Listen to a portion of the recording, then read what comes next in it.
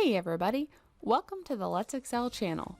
In this video, I'm going to show you why you absolutely need to be using Excel's built-in table functionality.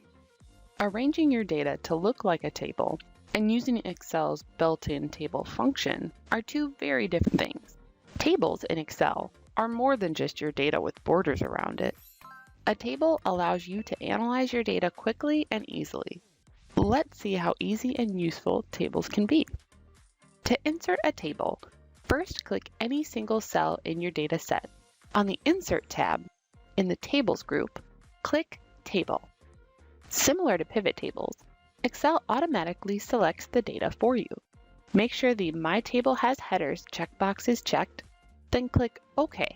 And while the result may seem like a nicely formatted table, you've actually just unlocked many powerful features. Pro tip, you can apply a table style at the same time you create the table. You can do this by clicking on Format as a Table on the Home tab in the Style section and following the same prompts. To change the style and formatting later, select a cell in your table and under the Design tab, choose your desired style.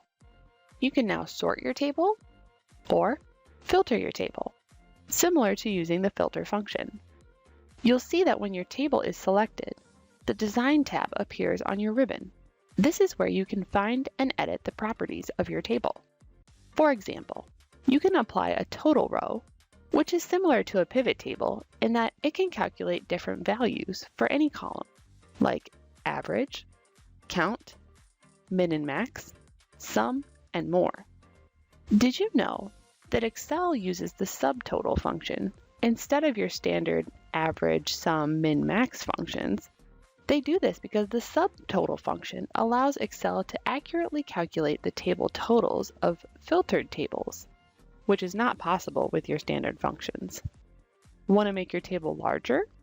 Adding a column to your table is as easy as typing a header in the next open cell. You'll see that Excel automatically includes and formats the column for you. It will even copy your formulas all the way down to the bottom row by default. Note how easy it is to understand these formulas when they reference your other table columns using Excel's built-in structured references. Good luck with your newfound knowledge on Excel tables. If you got value out of this video and want to learn more Excel hacks, be sure to hit the subscribe and notification buttons to be alerted each time a new video is posted, and so I can help you work smarter and not harder.